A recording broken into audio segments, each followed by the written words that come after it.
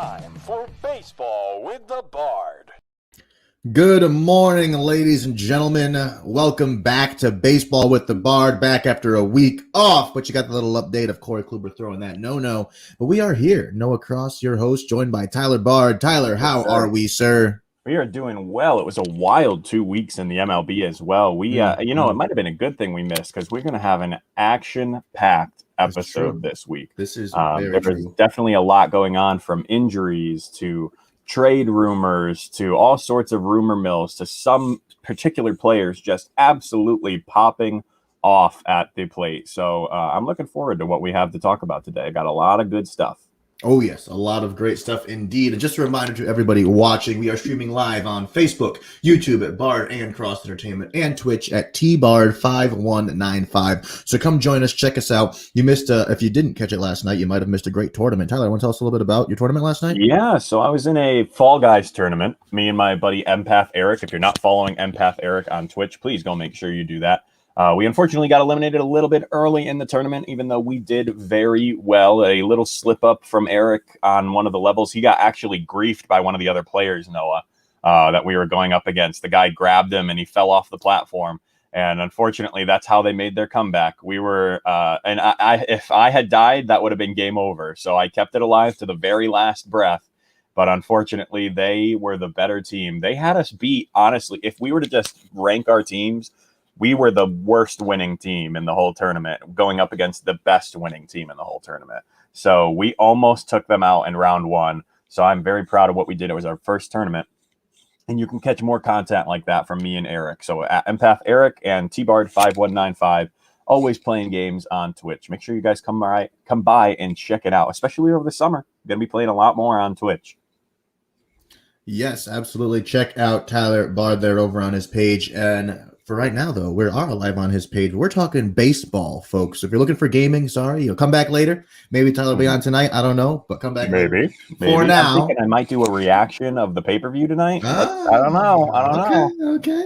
Very good. So for now, let's get into some baseball with two pieces of history. The first one here, Josh Donaldson of the Minnesota Twins makes history. Yesterday, Donaldson of the Minnesota Twins scored the 2 millionth run in baseball history off of a Nelson Cruz ground rule double. So you saw it here, folks. Yesterday, history was made. 2 million runs. Now, Tyler, does that seem high or low? I mean, when you really think about how long baseball's been around, it feels low. I agree, right? So originally, when I saw 2 millionth, I thought it was the 2 millionth home run, but I was wrong. It's the 2 millionth run. So I had to double check, and I mean, obviously, it checks out. I mean, it's a big news all over the place. But 2 million does seem very, very low. Like, I don't know. Yeah, I don't know. I mean, when baseball, the MLB, if we're talking like modern stat era, 1902. So 2 million runs in that time.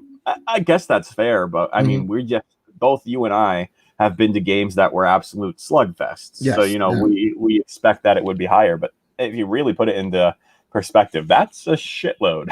Yeah. No, for sure. That is true. 2 million runs is a lot. It just didn't seem like it. Like when the headline said that, like I said, if it was 2 million home runs, that'd be like, whoa, that's a lot. Right. But it's nice that someone like Josh Donaldson got it too. Someone who is such a polarizing figure. And then, MLB was like, son of a bitch. and Cruz hit it. Like, I mean, so Nelson Cruz as well. Right. So it literally, and it could have been anybody yesterday. It would have been better if Joe West was behind the plate. Oh, gosh. So he could just sweep home plate again in front of Joe West. Good stuff. Yeah. We'll get to Joe West in a little bit. It's coming. Yeah, it's getting there. But first, some more history. Yes. As we see the Yankees' Gio Urshela, who on Friday night had a 3-ball walk. So we're going to watch the video of this real quick, and then we'll get into this. Funkhauser out of the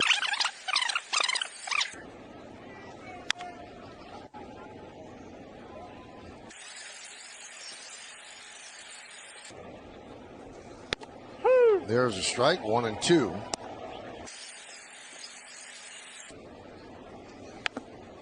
Check swing, fouled away. Moisture, get a better grip, and you see Funkhauser doing it a lot also.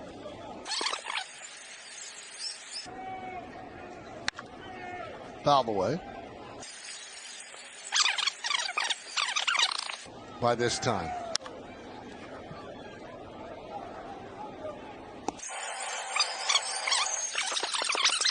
Manhattan term or a Bronx term, one of them.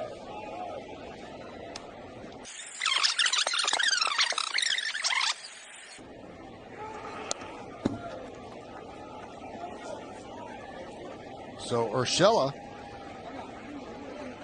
works a walk.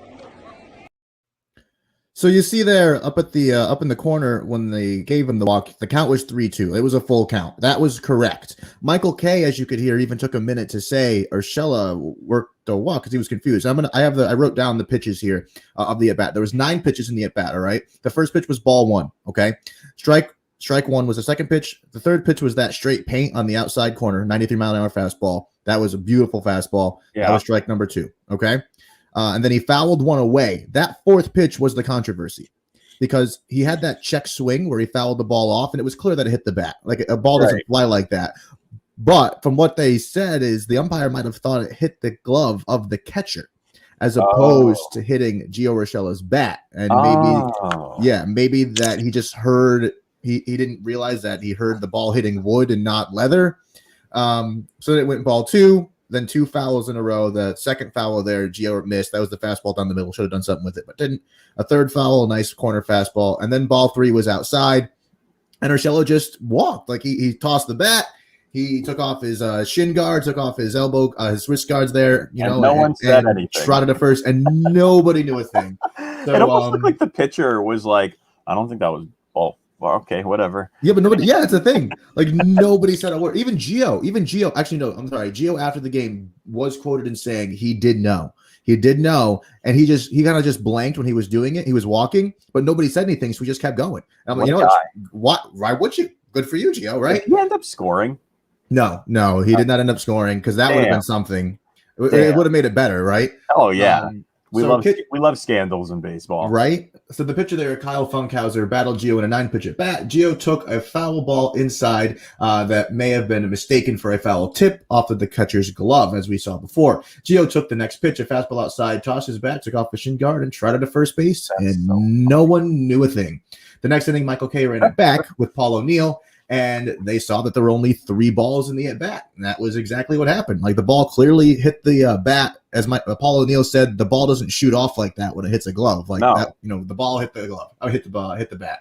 After the game, the umpire behind home plate, Vic Carapazia, said he missed it. He was just like, I don't know, like no one noticed. Literally nobody noticed. Even the Tigers manager, AJ Hinch, said, I didn't know until after the game. So that's insane. Nobody had the only person that knew distinctively was Gio, but it wasn't until he was halfway to first. And then when nobody said anything, it was just like, oh, I'm just going to see what happens here. And by the time the next pitch is thrown, that's it. Like you can't call it back anymore. It's similar to if you were to review a play, you have to call the review call, right? You have to make the motion before the next pitch is thrown, because once the next pitch is thrown, it's over. So, I mean, what do you even do though? Do they go to the replay to see if the ball hit the bat? They go watch the count, probably. Yeah, they'll go watch the pitch count and see what. They'll watch the pitch count and see. All right, fair, but that's the thing. The umpire didn't make the call. He kind of just put his hand up like this, but and that looked like he was just calling time out to give the catcher a new ball. Oh, okay. He didn't actually make a foul ball call. They'll have to make a second judgment, I would assume. Right? Yeah. So who knows? But the ruling on the field was nothing, which would tell me it was. I don't like that's the thing. Like, so you don't know exactly. It's hard to tell, but something like this is unprecedented. It doesn't happen very often. It has happened before, where someone has walked on a 3-pitch walk and then been like, "Oh wait, no," and they go back to the plate. But this is uncharted water. So what do we do? And it's obviously not a big deal. Nothing came out of it. So it'll be ignored except for the haters who are going to talk about it for the next 3 years about how the Yankees cheated and walked to first on that one time on 3 pitches. Honestly, I want to see guys trying this now. Like every game. Oh my God, yes. Some people just like taking ball 3 and just like tossing, like taking stuff off, and the umpire's like, "What are you doing? Like, get back in the box. Let's go." I love that. So from that, 2 pieces of history to this interesting situation that happened here in the Cardinals game. So Joe West confiscates Cards pitcher Giovanni Gallegos' hat. On Tuesday, Cardinals starter Giovanni Gallegos took the mound when umpire Joe West, of course it had to be him, couldn't be anybody else, noticed a foreign substance on the bill of Gallegos' cap and took the cap away, and he took that away under MLB Rule 6.02 C7, which says pitchers may not have on his person or in his possession any foreign substances whatsoever. The Cardinals manager, Mike Schmidt, was obviously pissed. Pissed is the best way I could put it. I'm not going to say he was mad. He was fuming for good reason. And I imagine Tyler's going to jump all over Joe West once I finish with this little introduction here. After the game, the manager, Mike Schmidt, said, "This is baseball's dirty little secret, and this is the wrong time and the wrong area to expose it." Schlitt also said, "You want to police some sunscreen or rosin? Go ahead. Get every single person in the league. Why don't you start with the guys that are cheating with some stuff that's really impacting the game?" Now that was a good line. That was a good line. That could be maybe calling back to the Astros. I right? didn't agree with his first part. But that was good. Like, actually, people who are affecting the game, we should be focusing on that. Mm-hmm. So he argued the ruling when it happened. So when West walked out and took the hat off of Gallegos in the 7th inning, and he made him get a new hat, and obviously he was ejected. So, I mean, what do we think about this? Tyler, go ahead. I know you have some stuff for Cowboy Joe needs to head out to the ranch because he's just lost his touch. Granted, he's one of the smartest men in baseball when it comes to baseball knowledge, but he just is a guy who, and by the way, before I roast him too much, a big congratulations on the most games umpired by a umpire in Major League Baseball goes to Joe West last week. He did that, and he promptly got booed when they announced it on the scoreboard. I think it was this. I think it was this exact game. Was it this game? Of course. So he's like, must make headline. Yeah. So Joe West is just like Angel Hernandez, where if his name's not in the headline, he's not doing his job according to himself. And the game is not about the umpires; it is about the players. And those two umpires and Ron Culpa seem to always want to make it about themselves, and I find that pretty disrespectful to the game. And just to round out how I feel about Joe West's call, congratulations on the 5,000 plus games, but you've been blind for the last 3,000. So I think it's time to hang him up and bring your boy with you, because the umpire should not be impacting this kind of game. I think, honestly, a little bit of substance on the hat is not a big deal as long as you're not globbing pine tar on the ball. That's just my opinion, though. Yeah, no, exactly. I agree. And that's the thing. It's as Mike Schlitz said here, there's lots of things happening in baseball that are a little just like, really, that's what we're doing? That's what we're focusing on. It's a lot more than just a guy having a little bit of something here. We see it all the time. Every pitcher. Baby powder. Whatever it is, or rosin, anything. Right. They're sweating. I mean, they're in the sun. It's hot, right? And they're doing this to like adjust their brim, and maybe they're wiping their hands. I think they're wiping off their fingers. That's what they're doing. Right. Because, I mean, guys sometimes do this, but that material on your jersey isn't really absorbent. This cardboard bill of your hat. It's not meant to be, because you're sweating in it. You don't want to be in a sweaty jersey. So they go like this to really get whatever is on their hand, whatever sunscreen, sweat, rosin, whatever, so they can get that good grip on the ball, and then they pitch. So they're going to get a little bit of wear there after some time. And Joe West was decided, even though he's probably seen that 100 times, that today was the day. This is the day. To go take the hat. No, we were talking about it at the Bees opening day, that the biggest joke in the MLB is the umpires union. Mm-hmm. Because it protects these old guys. There shouldn't be anyone in the league as an umpire over the age of 65. If you're 60 or older, even, I think that should be it. You should be able to go into training and do schools and do stuff like that. Or if they want to work past the age of 60, it should be like a driver's license test. You need to pass your exam, or you cannot umpire anymore. Because, dear God, I mean, I know Angel Hernandez is probably only 58, 59. Mm-hmm. But he's blind as a bat. I don't think Joe West has eyes.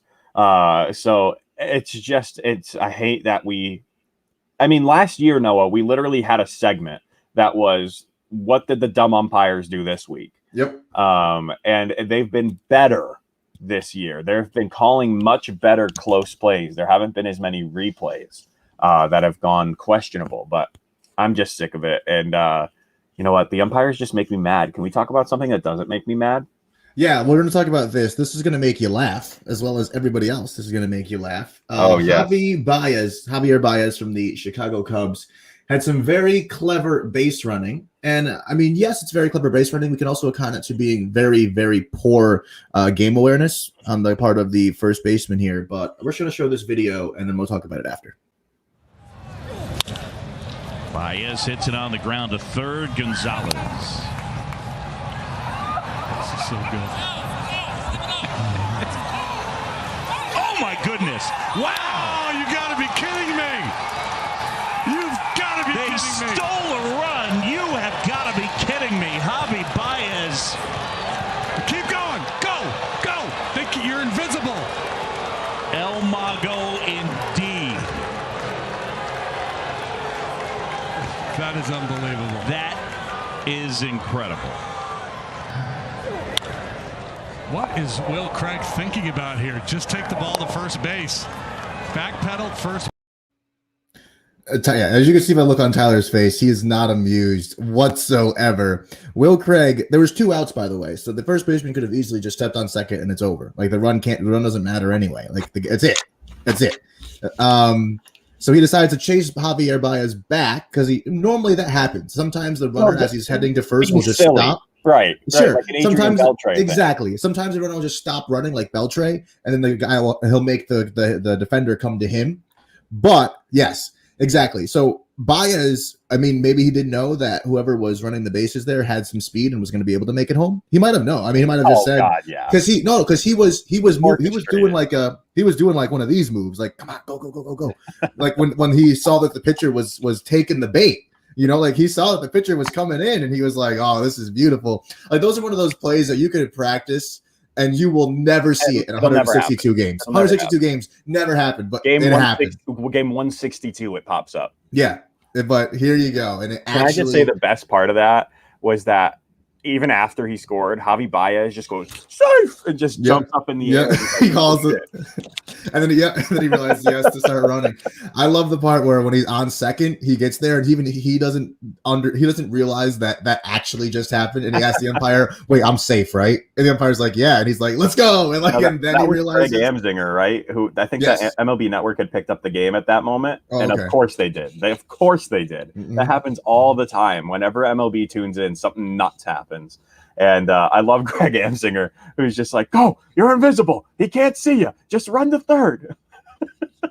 It's unreal, dude. It goes more to show you almost the respect that people have for Javi, because I don't think that first baseman would chase anyone else down. It was because it was Javi that he was like, "Oh, we're gonna have fun down the first baseline." Oh, and then he, screwed himself. And then the Cubs got to run.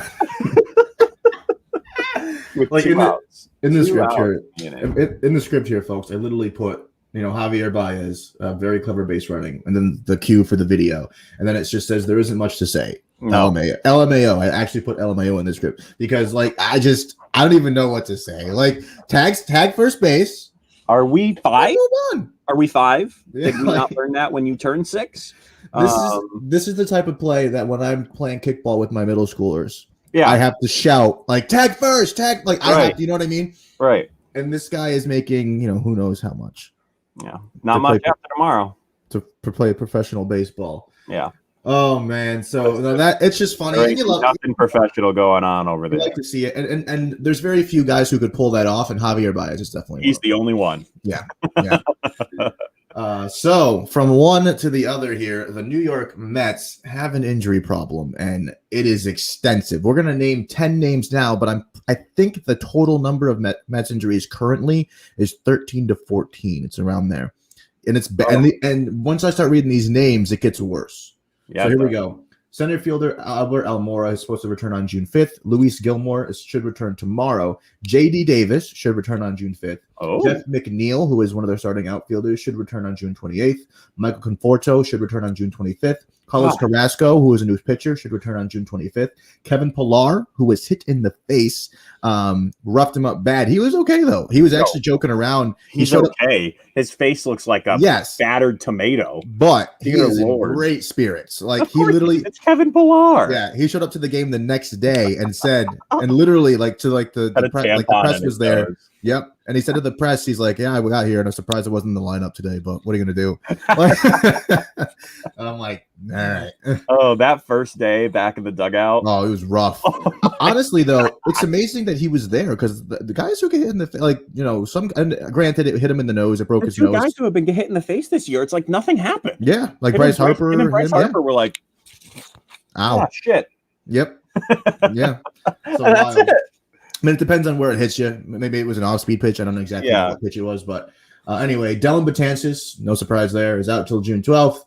And DeGrom just came back from injury. Came back. And this is the big one here. Noah Syndergaard is out until at least September 1st, probably longer. And this is after he had a rehab assignment in the Mets minor league system down in AAA.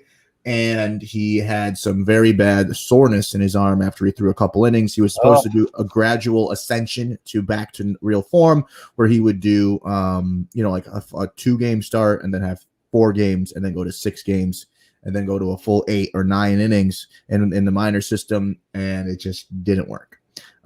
So he is now out until at least September 1st. Could be longer. There's no real telling. The Mets are at the bottom. The Mets are at the bottom of the league, as in all of baseball, ranked 30th overall in hitting, with a team average of 225 and an OBP of 309. OBP is very low. The average isn't terrible. 225. I mean, I don't know how that's. You're still 30th. That's still 30th. You're right. They're faring a little better in the pitching department. They're ranking 17th overall, obviously with the help of Jacob deGrom. Their team ERA is 3.08. And the thing I could say right now is it is just tough to be a Mets fan at the moment because they had so many. Sorry. Uncle Anthony, we're sorry. Our condolences. They had so many big moves in the off season with Lindor, with Carrasco, and it looked like they were going to turn the page. They were going to start, getting into a bit of a groove, and they did. They have a really good start to the season, and then the injuries piled up. So Tyler, what do we think here? I mean, obviously it's unfortunate what's going on with the Mets right now. And again, we came into this season, they were hot. They were ready to go and ready to fire on all cylinders. But unfortunately, sometimes it just doesn't happen.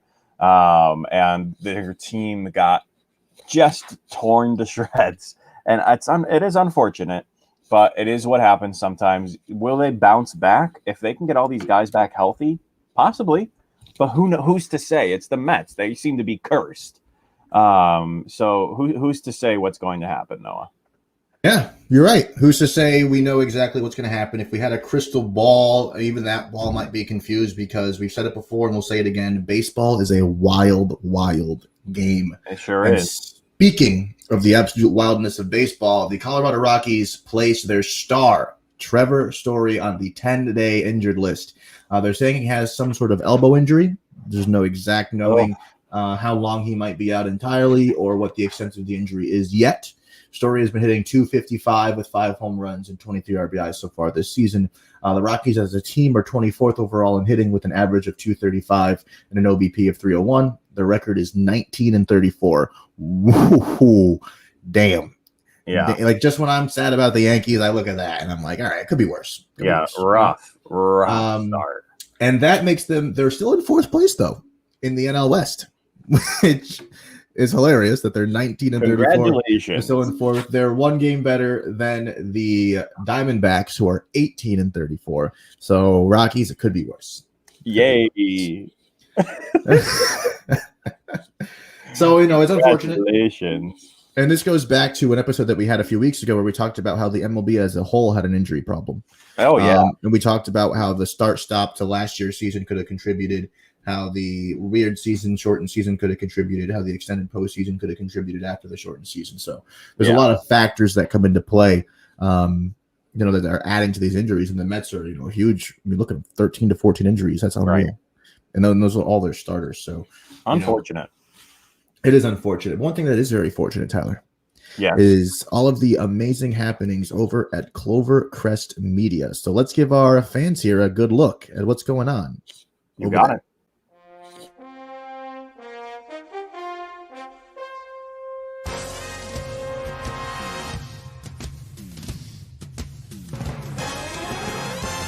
The Giants are running New York like the Times as Danny is dropping all sorts of dimes. Saquon's thighs are ruining defenses' lives and Leonard Williams making opposing QBs feel him. Receivers think it's scary to line up across James Bradbury, and the Giants have a bright future led by Coach Judge, Jury, and Executioner. Tune in to Drawing About the G-Men every Wednesday at 6, live on Facebook, YouTube, and Twitch. One day. I will get it right one day. Hey, remember how many times you used to do the messages for your voicemail? It goes something like this. What's going on, everyone? Thanks for locking into another episode of I'll Piss You Off Shortly. This is the podcast where we debate everyday issues, pushing your thought process beyond what's normal. The topics discussed here are meant to be intense, promote growth, and at times may have you feeling a little bit uncomfortable. Me too, a little bit. We may not always agree, and we will more than likely have varied opinions. But with that being said, I can't promise to be your favorite podcaster. Neither do I want to. But I can promise to be transparent, fair, and open-minded. So please, if you think you've got the stamina, passion to debate, analyze, and challenge the normal, please take a number. I promise you, I'll piss you off shortly. Attention all basketball fans. CMG Sports presents the Posting Up Podcast, where Lucas Bolduc, Sean Scanlon, and King Zay discuss the latest news and topics throughout the NBA. So, if you have a love for basketball, make sure you check out the Posting Up Podcast, live every Tuesday and Saturday on Facebook, YouTube, and Twitch. Also available for download on every podcast platform. Clovercrest Media Group presents a CMG podcast. Keys to the City. Keys to the city, baby. When you see us, so you know. Crossed up by Kobe, will float to Shaq, and then Shaq goes like this, and the rest is history. Pay attention. Don't tell me what to do, Devil Woman. Speaking of those Lakers, but I hold on. But I didn't make my. I said Denver's gonna win. Yeah, you did. You said that. There's no other show like that. Clovercrest is doing great things right now. Streaming everywhere. The Cross'em Wrestling Entertainment Podcast, presented by Clovercrest Media, is what you AEW fans have been looking for. Noah Cross and Tyler Bard give their take on every week's episode of Dynamite. If you are a massive AEW fan, then it is time to join us every Sunday at noon Eastern Standard Time. Stay Cross'em. And that is about all we've got for ads today. But I usually, at that point, Noah, if you remember, I'll put a clip from Twitch. I know, but Twitch right now has changed some of their privacy settings. Ooh. And all this morning, I've been trying to get clips for the last 30 minutes before we started this, and it won't let me pull even my own stuff off of Twitch. I tried to take something off of Eric's channel from yesterday, and I couldn't even do that. So something changed on Twitch. When I figure it out, we will have previews for our Twitch content. And I didn't want to keep playing that same video over and over and over and over and over. So remember, you can come find me playing. I got the new MLB to the show game, by the way. And I've been playing that on stream a little bit. So you can come see me playing that. You can come see me playing Fall Guys. I've got just downloaded Battlefield 5, a Call of Duty. So I've got a few games on the horizon that you guys can come watch me playing and killing Noah in, because he sucks at every video game ever, including baseball. Not true. Anyway, baseball is my game. Speaking of somebody who makes baseball their bitch, Fernando Tatis Jr. Did you like that? Did you like that transition? That was good. That was good. That was very good. That was Fernando well Tatis done, actually. Jr. is an absolute legend. Yeah. He has his batting average right now is 309. His slugging is 698, and he has 14 home runs this season already. His best quality is that he is clutch AF. Let's check out this video from last night that makes all of us have joy in our hearts. And a 1-1 to Fernando. Fernando hits one in the air down the left field line. It is headed towards the pole. It is headed onto the tracks. It's a 3-run home run. History in Houston for Fernando Tatis Jr. With 2 outs in the ninth, the Padres have tied it up 6-6. Unbelievable.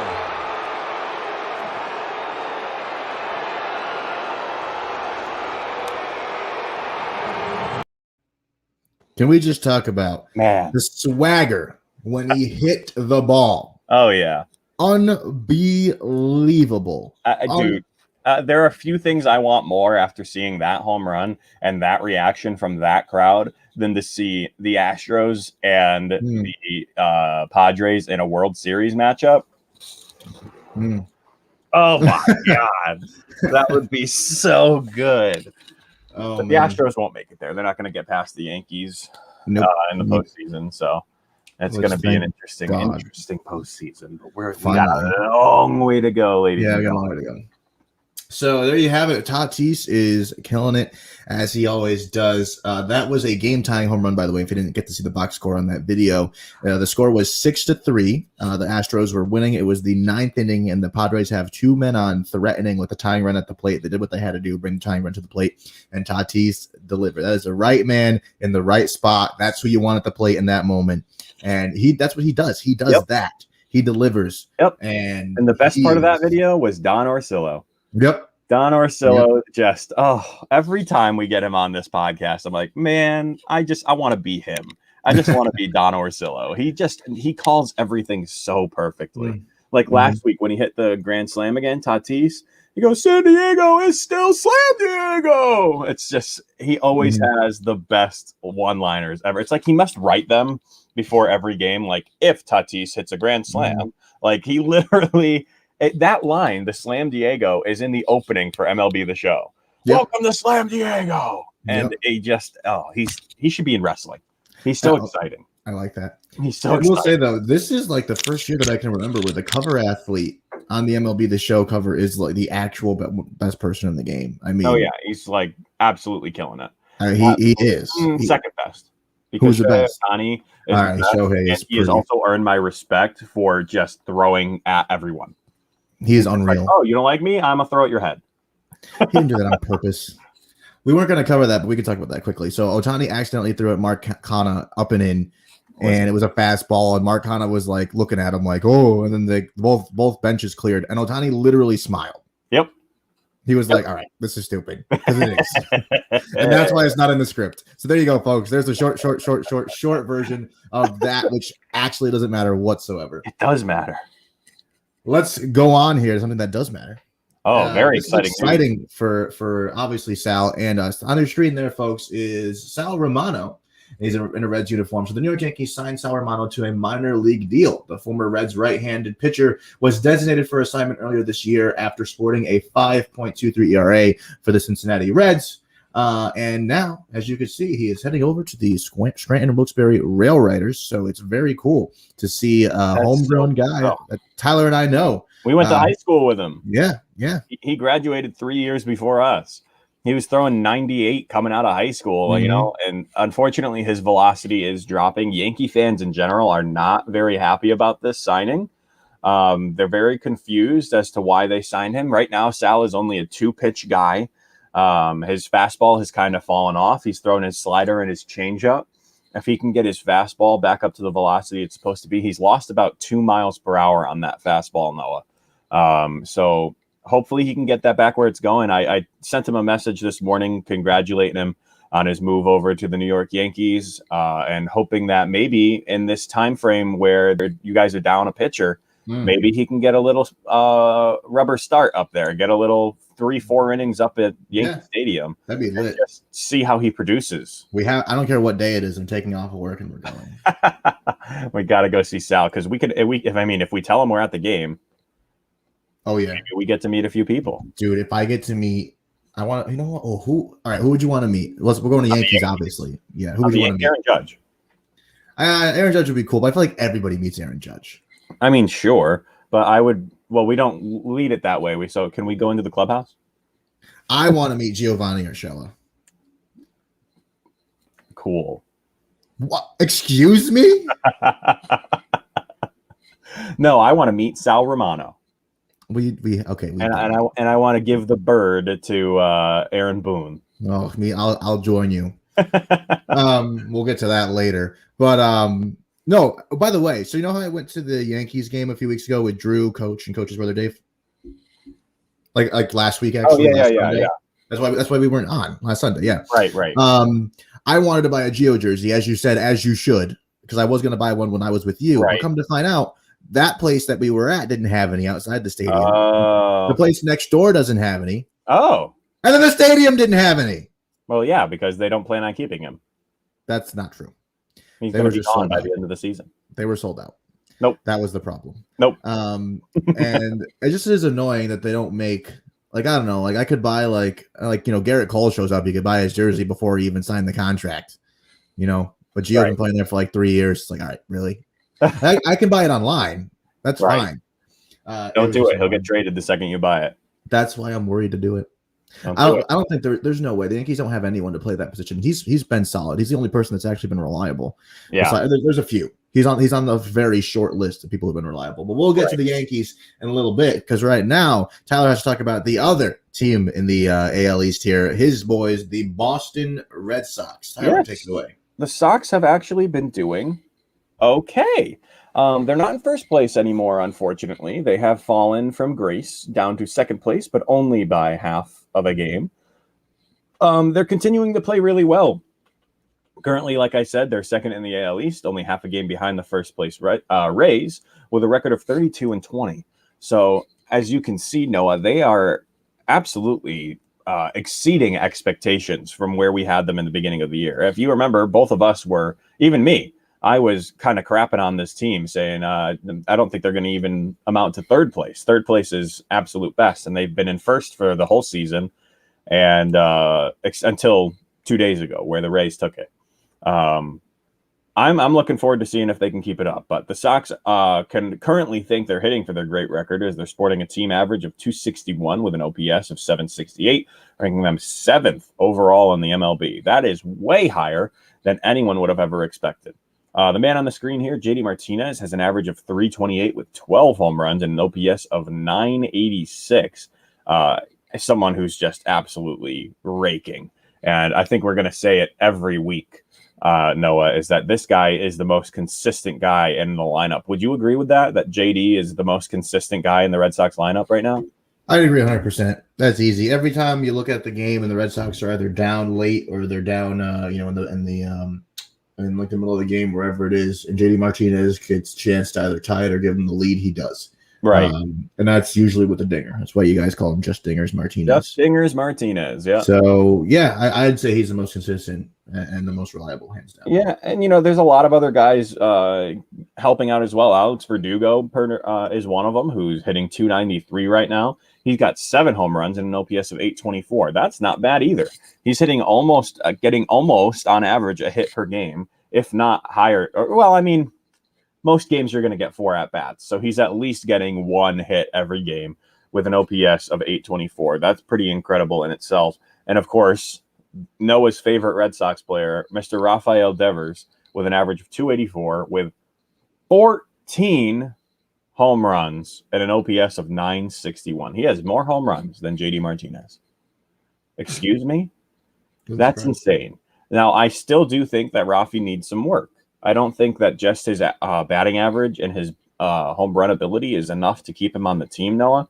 I think if he can get his fielding ability back to where it was 2 years ago and get back, I think he's hurting. He's hurting in the field, and he's hurting our chances at better games when he's at third base. So if he has to take on the DH role, then maybe that's what we use him for, and get someone else in there at third, because that's definitely the one piece that's really hurting the Sox is our third base ability. What do you think? I agree that his defense isn't all there, but I think you can equate it to if both weren't there, then there's a problem. But his hitting is enough to where if he makes those errors, he at least makes up for it. Like if you look at a guy who makes errors and it's just why not get rid of that variable like they did with David Ortiz? Like, you're not good enough to play first, so it's just going to DH him. Yeah, career designated hitter. Oh, okay, that's fine. I thought you meant because we don't have someone who's always DH. It's like a rotating line. So the Yankees do the same thing. You don't have someone who's always hitting DH. It's a they can put him rotating. They can put him in left field. Who? They can put him in left field. Ralph? Yeah, why not? Anyways, what do we say about left field? I mean, I get it. It's where you pick grass, throw it in the wind, and put your finger in your pocket. I mean, it's the dumbest position in Major League Baseball. You don't do much in left field, obviously, but you always. Let me bring this up. One of the biggest plays in the last 4 years ended the ALCS in left field. Andrew Benintendi diving forward to catch the final out of the game. So left field. Why was Benny in left field? Because Mookie was in right and JBJ was in center. Exactly. But left still matters. So I'm saying if you take one of those out, Benny's going to go to the position that's harder to play. But Noah, also, if you're going up to bat right now as a righty, where are you trying to hit that ball? Where am I trying to hit the ball? Yeah. Who are you going to hit it at? I mean, you're told to hit it up the middle? Do you want me to say left field? Yeah. Obviously, everyone wants to poke it to left field because that's where the worst players are put. So if we can change that and just have an incredible outfield, I don't want to put someone who has zero outfield experience in the outfield. Yes, Noah? I was raising my hand for audio listeners. To be fair, the Red Sox did have the good outfield, and they kind of just, they're just like, No, hey, listen, we do have a good outfield. We still do. Our outfield assists are high. It's not as good as the one you had. That you got to agree with. No, we had the best outfield in baseball. Easily. 100%. And now Milwaukee has the best outfield. Which is like, what the hell? Their outfield is disgusting. It's stupid. But no, it's the addition of Jackie Bradley Jr. I mean, they didn't even need him. After Jackie Bradley Jr. left the Red Sox, the Milwaukee already had the best outfield in baseball. And then adding him. With Lorenzo Cain. And, yeah. So I just think Rafael Devers, as well as he is hitting, should not get all of the praise he is getting by Red Sox fans. I think everyone's got to pump the brakes a little bit and stop giving him as much praise as they are giving him. But I do want to quickly talk about one more person before we move on to the Yankees, because the Yankees have a lot more going on right now than the Red Sox do. Chris Sale. And not in a good way. Yeah, right. There's just a lot more. Chris Sale actually threw from the mound, Noah. He threw 15 pitches from the mound this week, so he's still in the early stages of recovery. But Sox manager Alex Cora said, we believe that he's going to contribute this year, and I know that's what he wants to.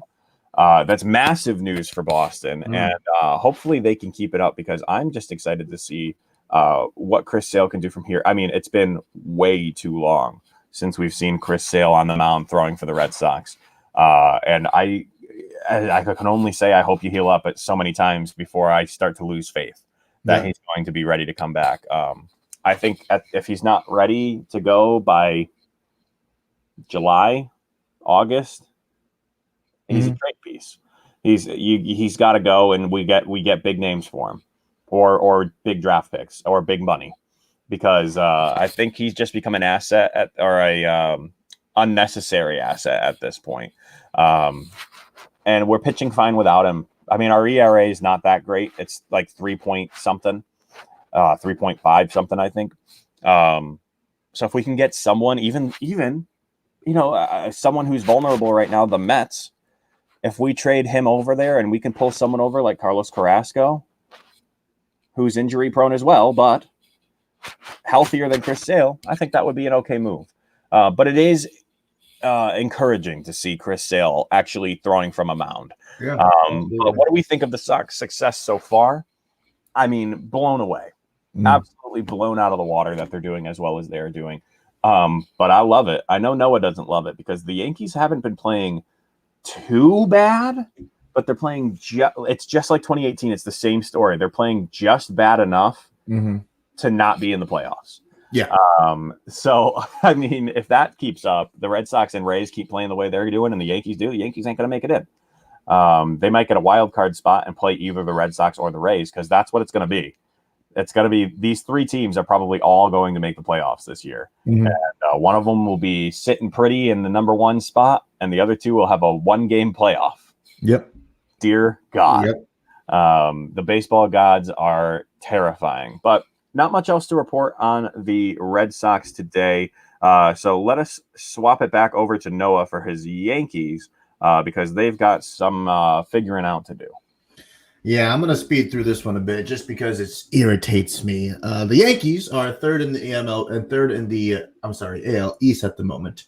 They're 3.5 games behind the first place race. They are 1-4 in their last 5 games, 6-4 in their last 10 games. That's not good. Like, if you're the Yankees, that's not what you want to see, and that's not what's going to get you into first place in the East. That's the first thing, okay? So very, very important there to remember. As a team, the Yankees rank 14th in MLB in hitting with an average of 229 and an OBP of 316. Austin, 316, sorry. All right. So, it's not terrible, right? 14, right? I mean, they made it to the top half. Great, but if you're the Yankees or you're a Yankees fan, you know that they could do better.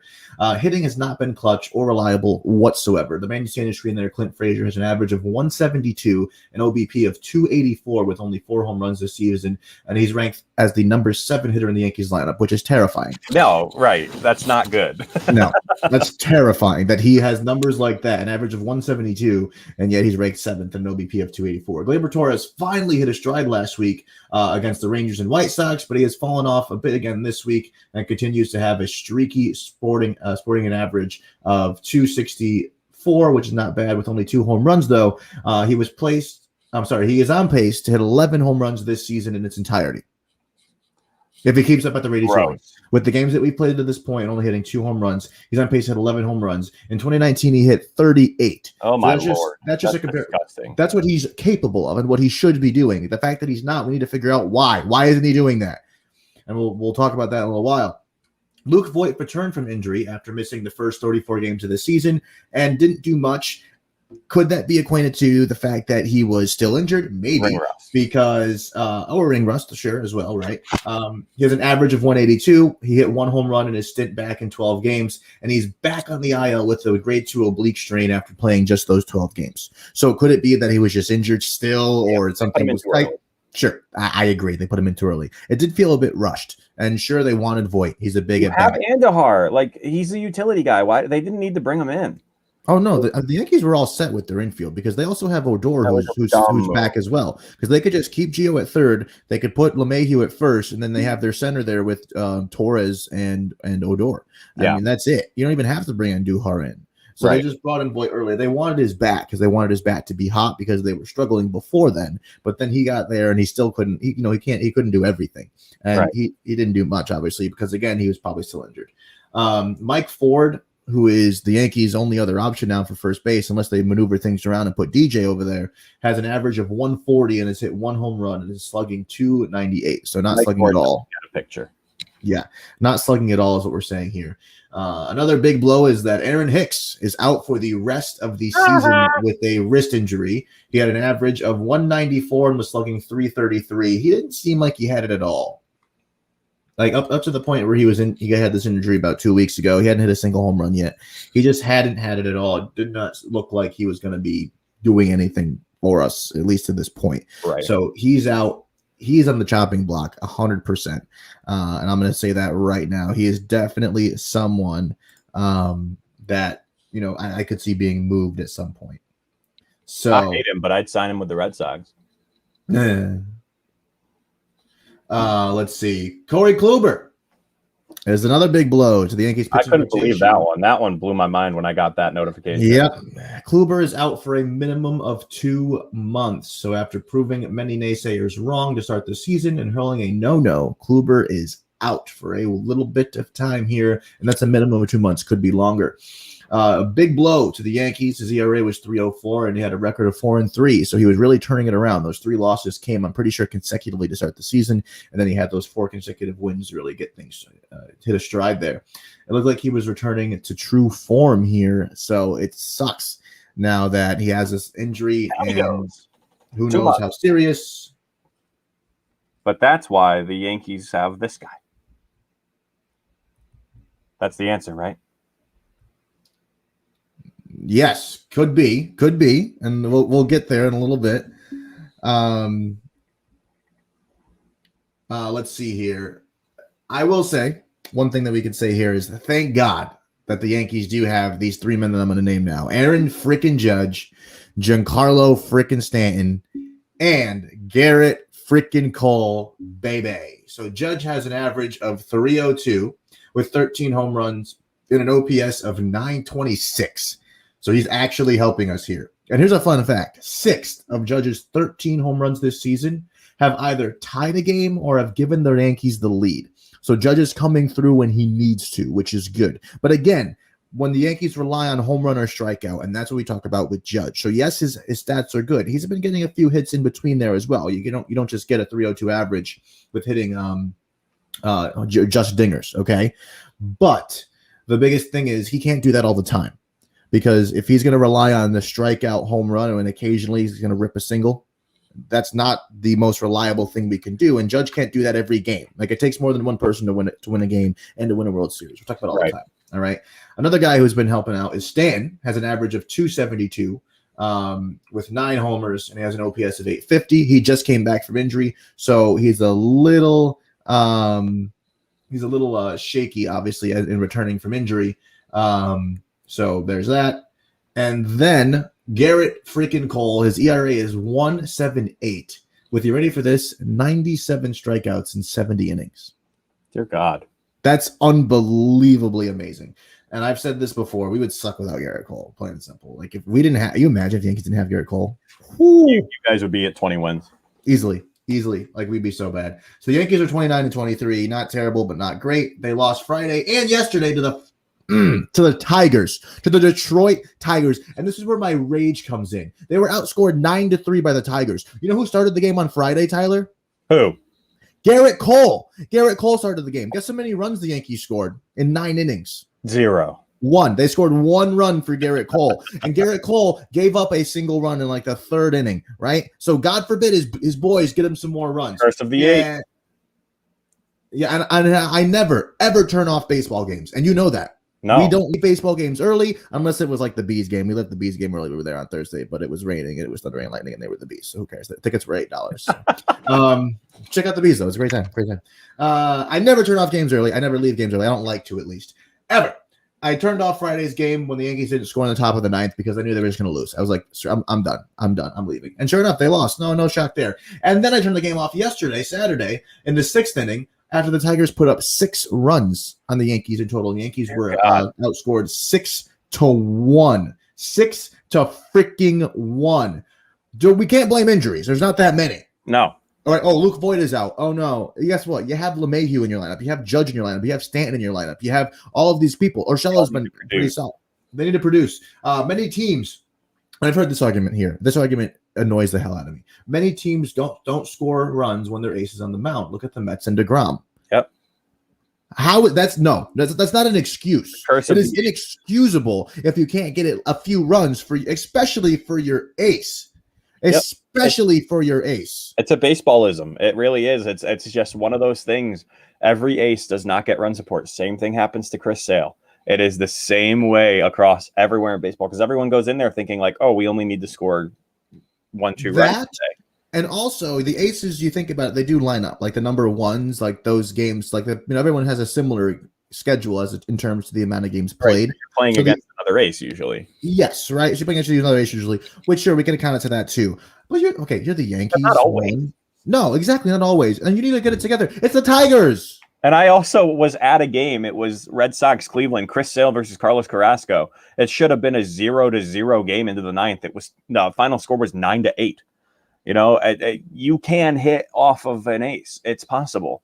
So that's just, it is the excuse. I'm not making it my own excuse. It just is the age-old excuse, Mr. Cross.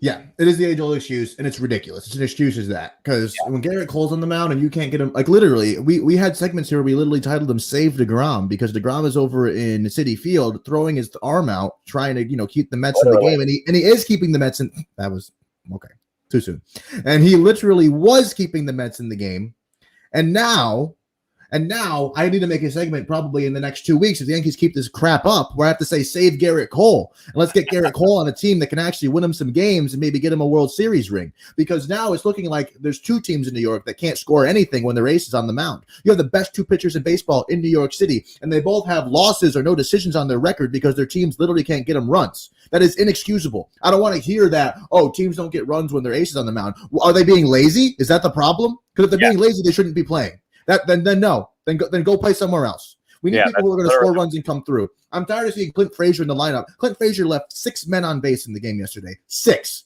Ugh. And guess what? Guess who's going to be in the lineup again today? Oh, I'm going to guess Joe Torre. No, Clint. Well, probably. You know what? At this point, let's try anything because Clint Frazier's probably going to be on the mound again today. And this is going to lead me into my segment down here. So Noah's boiling hot take. I'm done. I'm not going to defend the Yankees today. I'm not doing it. I don't have anything to say to defend them. Sure, Judge is great. Stanton's doing good.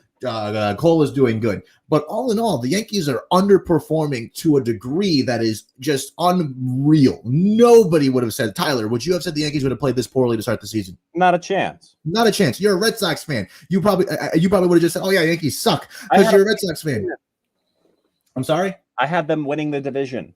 Yes, and many people did. And the betting odds, I think, still say Yankees-Dodgers for the World Series. Does this mean they can't turn it around? Absolutely not. However, this is a podcast, and I'm here to tell you that right now, the Yankees don't look like they're going to make the playoffs by anything. At this rate, they might not even make the freaking wild card if the Blue Jays keep beating them, because guess what? The Blue Jays can swept them after losing 6 games. Yep.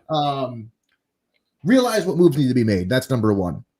I just feel like the Yankees are just in a tunnel. They have tunnel vision, and they don't realize – I'm sorry? They think they're fine. Yes, that's the problem. They think they're fine. They say, oh, our offense will come through. Boone has said that numerous times. And I'm like, I get that.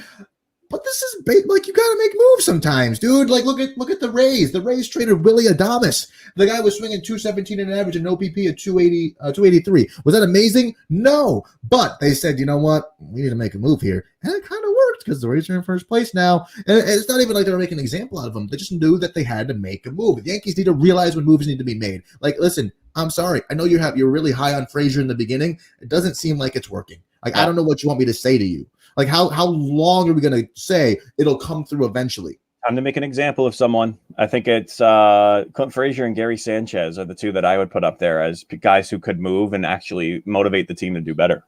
Yeah, those 2, honestly. I mean, and you know what? I'm going to say it. Gleyber Torres is up there as well. If you're looking at, his defense is actually picking up his defense a little bit, which is great. His hitting did come in a couple weeks ago, but every pitcher on the team can't be streaky. And that is one thing. I saw an article the other day saying that if the Yankees really used the versatility in their lineup and they used everyone for different things, like if they used guys like DJ, guys like Gleyber to get on base, and then they use Stanton and Judge to be the guys who hit jacks. And then they use the Gio Urshela's, the Miguel Andújar's, the Aaron Hicks. Those guys can put the ball in play and be the patient and be the walk getters. If they could be dynamic like that, that's cool. But we know, what do the Yankees like to do? Home runs. Yep, like home run or strikeout. Those are the scenarios that they have in their head. And that's the real thing. That's what Michael Kay said. Yeah. He said when you're training, when the Yankees, their mentality is, this is we're not just saying this. This is what they do is home run or strikeout. Those are the outcomes. Like, that's what you're going to do. So that's just a problem. They need to really shift things here. And one big shift is I don't think Marcus Thames is it anymore in terms of a hitting coach, because it's clear it's just not working. I don't know who else you could pull into this position. There are thousands of people. Tons. It just doesn't seem like it's working. It just doesn't. I mean, look at the Mets. The Mets said to their hitting coach, all right, this is bad, and they just got rid of him midseason, which is rare. Baseball doesn't like to do that. Are the Yankees going to get rid of Marcus Thames? No. Who's the best hitter of the last 20 years? The best Yankee hitter of the last 20 years. Who's not playing, currently is all over the news constantly. Someone who is looking to be in baseball again. Yes. Yeah, I saw it cross your mind right there. Just happened. I saw your eyes. Tell me. Alex Rodriguez should be a part of the chance. I don't know if it's as a hitting coach, but if you bring him in, as some sort of, maybe not coach, but maybe a bench coach, maybe a clubhouse manager, maybe something like that, where he's a presence like Jason Varitek. Yes. Hey, imagine the rivalry. You put Jason Varitek across the dugout from Alex Rodriguez. Baby boy, that's going to be nuts. That's going to be nuts. You see those two going up against each other all the time. Oh, man. That's kind of like the WWE bringing back legends because they know because they need to. Like, right. That's just kind of weird to me. The rivalry. Reignite the Yankees fans. Because Yankee fans, ruthless. Ruthless. Oh, yeah. Absolutely ruthless. So are Boston. Not as bad, though. But Yankee fans, if you can get A-Rod or just someone else from that team in that era, get them on the – oh, man. Turn the team around. 100%. Absolutely. So, yeah. So the Yankees desperately need to address the hitting situation. And like we said, and this was weird, is these guys are good hitters. We've seen in the last few years that they're good hitters. So could it be a coaching issue? Who knows? Right? We know they're good hitters. So what's the problem? If it's not them, is it what they're being told, or maybe they're changing too many things? Right. They're being told to change too many things. Who knows? Next up, the Yankees need a solid number 2 to follow Garrett Cole. Garrett Cole's doing it by himself. He has nobody. Garrett Cole has. It looked like he was going to have Kluber, but now that Kluber's injured, there's a problem. Right. Jameson Taillon needs to step up. Oh, definitely. Who that number 2 is, I don't know. Moves must be made at the trade deadlines, considering our outfield is now in trouble, right? The Yankees had a very deep outfield, but now it's looking abysmal because we have Hicks out, so that's a big hole there. We're relying on Brett Gardner, who had a great streak of a couple weeks, but he's still in his last year. I mean, listen, I'm after this year, I'm sorry. I'm good. Brett Gardner can play as long as he wants. I'm good after this season. Consistent player. They definitely need a replacement for Kluber. One thing I'm going to say is, and I've made this argument before on the show, I think the Yankees should really, they need to go after. I just got the Yankee lineup card for today. Me too. Clint Frazier is hitting in the 8 hole. Shocker. Told you. And Wade is playing center field. Is he? No, wait. What is happening? Yeah, you see what I mean there, folks? There's a problem. All right. Anyway. At first base. I'm a prophet. It literally happened. Miguel Andujar is playing first base. There you go. I'm a prophet. I saw the future. Let's see here. Where was I? So one person that I really, really think the Yankees should pursue is after this season. I don't see Odor coming back. I think Odor will be here for the season, and that's it. Yeah. Yes. And if the Yankees do move people around, like Andujar Andujar's been hitting well, but he's still a trade piece, especially because he's good. He's been well, so who knows? Trade him and Odor and get a pitcher.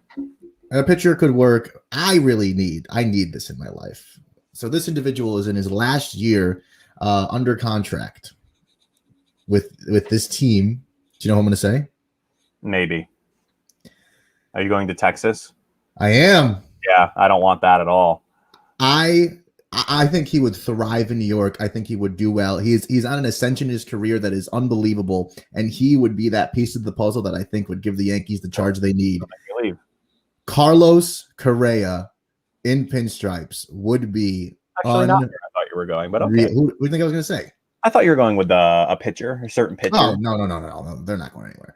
No, Carlos Correa, the Houston Astros' current shortstop, was in his last year here. He made $11 million this last year. If the Yankees can shed a couple pieces of payroll, maybe trade someone for some cash, I think he would fit that team unbelievably well. I really do. Carlos Correa, I've said it before and I'll say it again. Carlos Correa needs to be playing for the Yankees and he needs to be playing in New York. I think it makes perfect sense. And I'm going to say this again. The Yankees, I like Aaron Boone. I do. He's great. I just don't think he's working. And Tyler can probably agree with me on that. No, I mean, Aaron Boone's fine. I don't think he's your problem. But I do. I do. Get something new in there. Some new pep in the step. They love Aaron Boone. Yankee players. I know. So if you switch something up, they're not making the World Series this year. So they're not going to switch anything this year. I think he needs to stick around. But man, it has been a rough start for your Yankees. Oh yes, and I am going to stick with this last name here that I want to be the Yankees' new manager, Buck Showalter. All right, Buck Showalter would thrive as the Yankees' new manager. He has been so good. He's been giving better takes than Aaron Boone himself in interviews and such. I think he just has a good understanding of the team, and he would do very, very well in that moment. I said it before, and I'll say it again. I'm sticking with it, and I think it's going to happen. Give it 5 years. I think it's going to happen. Carlos Correa in pinstripes. I want it so bad because I love Correa, which is weird. And I don't know, Buck Showalter as the manager would be great. But one thing we can say for certain is the Yankees need to get it together, tighten it up, and turn it around. Because right now, there is not a single Savage in any box in the Bronx. You have 3 Savages, but that's it. There's 3. They need more than that to do something. So there is definitely a Savage on the mound.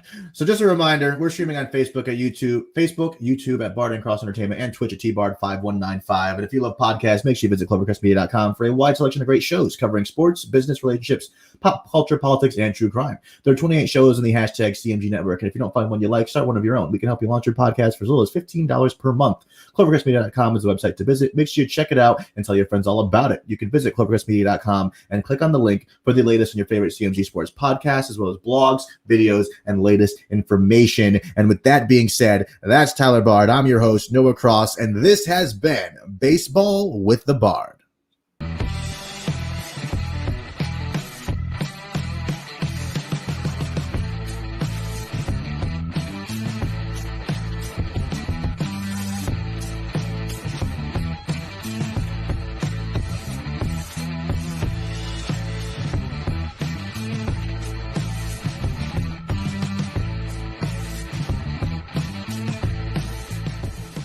Time for Baseball with the Bard. About to throw his 58th pitch in an inning and a third. High drive, deep right field. Back is Haniger. There's home run number 50. Fernando Tatis Jr. has hit his 50th home run of his young career, and the Padres take a 7-1 lead.